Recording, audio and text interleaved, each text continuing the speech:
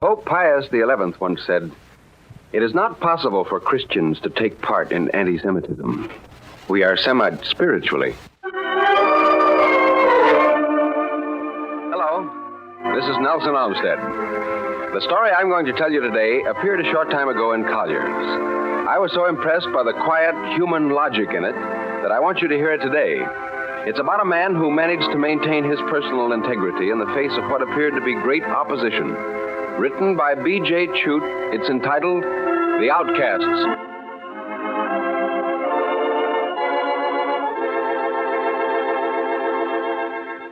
Wallace Adams said he would walk the rest of the way, and his good friend Newhouse, nodded briskly and reached across to open the door.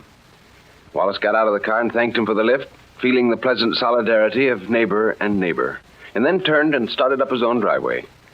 The road curved up toward his house, placid and dignified in its green tide of lawn.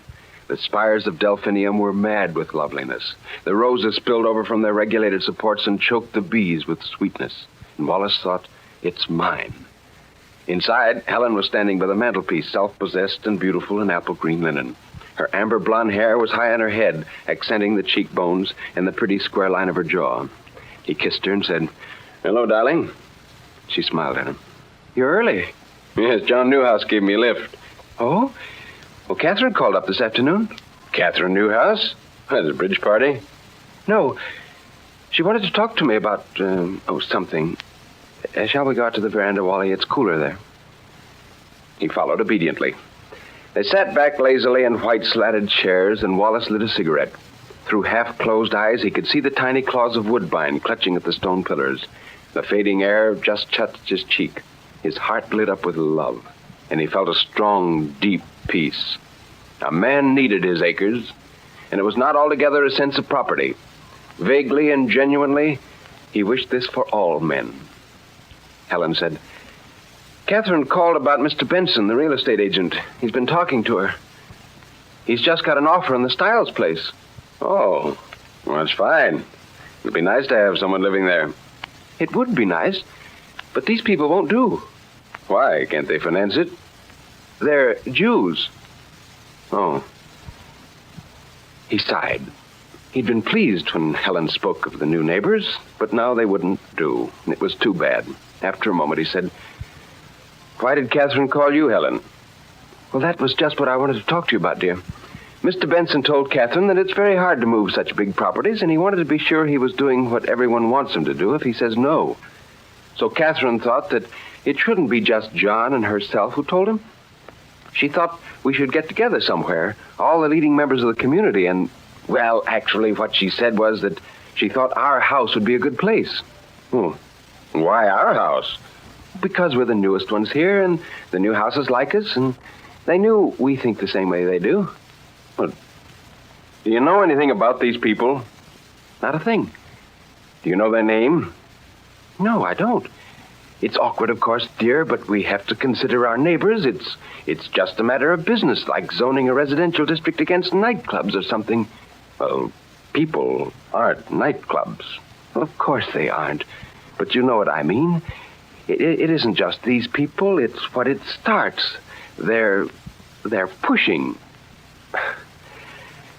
"When are they coming?" "A day after tomorrow, Saturday." "You're sweet, Wally."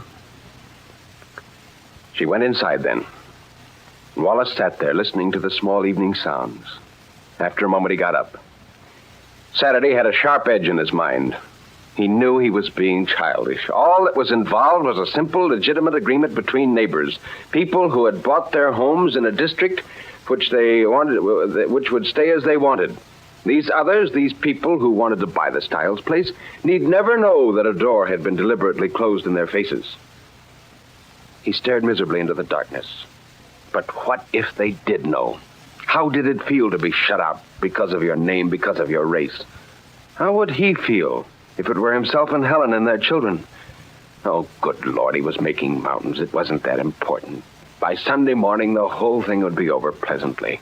He wasn't being anti-anything in his acquiescence. Put on a business basis, he was protecting his investment. Put on a human basis, he was safeguarding his family. From what? He stopped on the edge of the lawn. From what? His mind stiffened, pushing away the question. It was all tremendously unimportant. He told himself it was unimportant. He crossed the lawn and walked slowly up the front steps. Well, Cliff Hutchins and his wife were the first to arrive Saturday, and Tom Brent's just behind them. Wallace excused himself to mix their drinks, glad of a task which took his mind off the purpose of the meeting.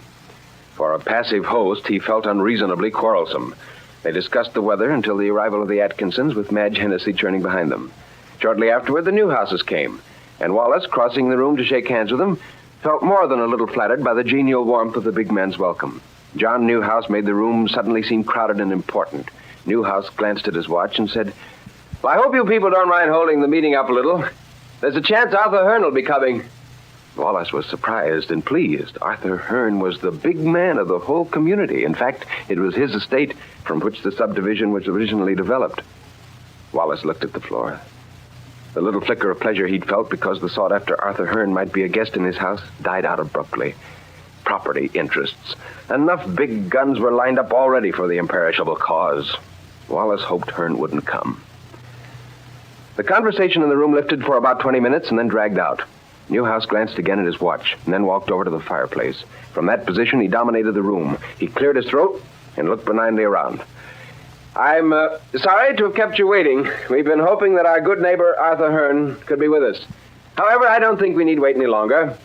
And of course, we know he would feel as we do about this meeting. I don't think this need take much time. You all know why we're here. You all know that Benson has had an offer in the Stiles property. The people involved don't seem to be suitable. I think we're all agreed on that. It all seems rather formal, of course, but actually the matter should never have come up.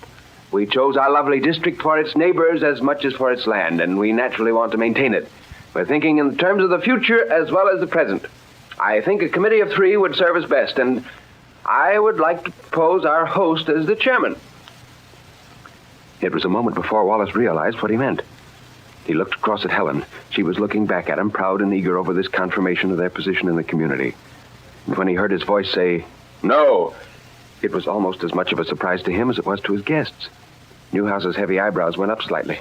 "Well, I know you're a busy man, my dear fellow, but you and Helen have our interests so much at heart. I just don't feel that I want to." "Well, aren't you with us?" "No, I'm not with you. I'm sorry, John. Well, we seem to have made a mistake in our choice of chairman. I'll propose another name. I only meant that we ought to know more about these people. You only meant that our wishes and yours are not the same. The welfare of our community doesn't interest you. I don't think we need trouble you for any other explanation, my dear chap. As for knowing all we need to know about Benson's clients..." "But what do we know about them? Except that they're Jews." "Well, we're all agreed. We're here by agreement." "All right. I agreed to it. But I don't want to agree to it any longer. I don't see what right we have to keep anyone out when we don't know anything about them. If they're undesirable as people, it's reasonable. But you're telling me they are undesirable as Jews." Well, I think I'm only being realistic, my dear fellow. These people may be very nice, but it's what follows. They bring their friends, their relatives. I bring my friends, my relatives. That's what a home is for. Now, you're overexcited, Wally. After all, there are other homes for these people to buy. We don't ask them to come into their lives now, do we? I withdraw my suggestion about the chairman. We are all agreed, except Wallace. Well, Madge Hennessy's brisk voice cut into the sentence. "John, you better count me with Wallace. I'm for letting the people buy the place. I don't really see why Jews shouldn't live as neighbors with, what's the old-fashioned term? Christians?" For just an instant, there was a hollow look about Newhouse. A sudden hope lightened Wallace's mind and heart, but no one else spoke. Just then a voice from the doorway said, "The meeting's not over, is it? I'm sorry I couldn't get here before." And Arthur Hearn entered the room. Helen rose instantly, the quick, welcoming hostess. Newhouse said, "Well, I'm glad you could come, Arthur. We've just been choosing a committee chairman." "Oh, a committee? For what?" "Well, just a group of 3 to call on Benson." "Oh, well, don't let me interrupt. I understand that it's merely a matter of protecting our property interest here." "That's right. It's very simple, Arthur. Benson is anxious to sell the Stiles property to clients we consider undesirable, We're being formal about this meeting because we want Benson to realize just how we stand. Naturally. Of course, we'd be delighted if you take the committee chairmanship yourself, Arthur. Certainly. I'm glad to.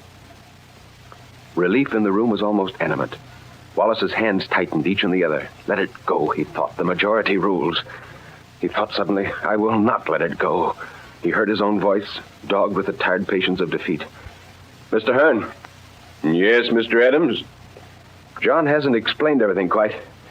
He hasn't told you that he offered me the chairmanship and I turned it down. The only thing we know about these people is that they're Jews. We don't know anything else about them at all. Well, is that right, John? Newhouse glanced resentfully at Wallace and then shrugged. Well, it's always been understood that this district is restricted. Restricted, that is, against undesirable people.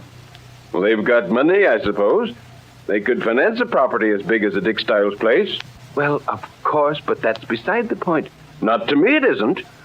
I'm very much interested in the cash angle.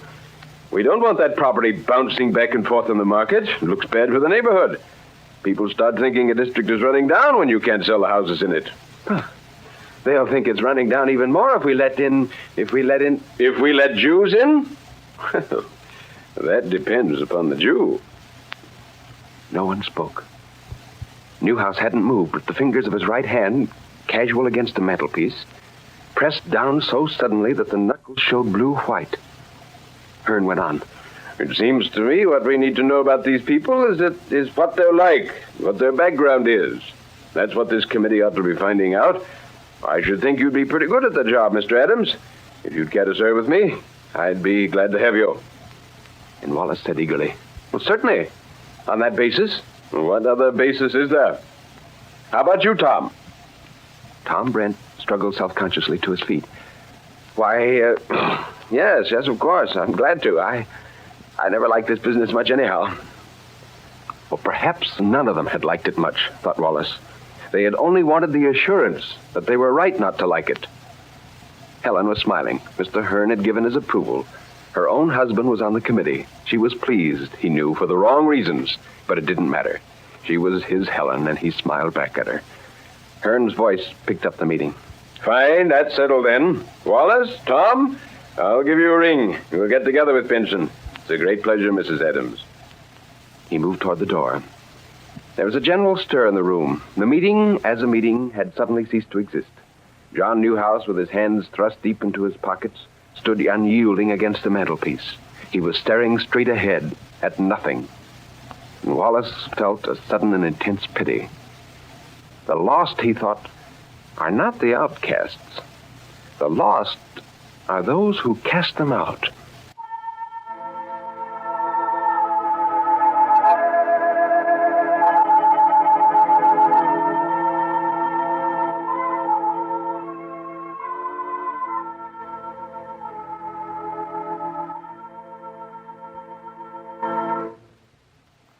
You have just heard B.J. Chute's short story, The Outcasts, as told by Nelson Olmsted. And now a closing word. Well, B.J. Chute is a woman. Her real name is Joy Chute, but she likes to write stories from a masculine point of view and has always felt that her name Joy had no place in the byline. As I said in the introduction, I'm deeply impressed with the honest and forthright attitude of this story. I hope you've had the same impression. This is Nelson Olmsted saying goodbye and good reading.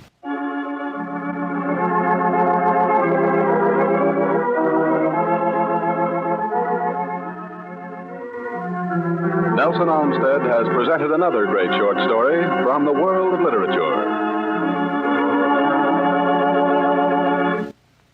This is NBC, the national broadcasting company.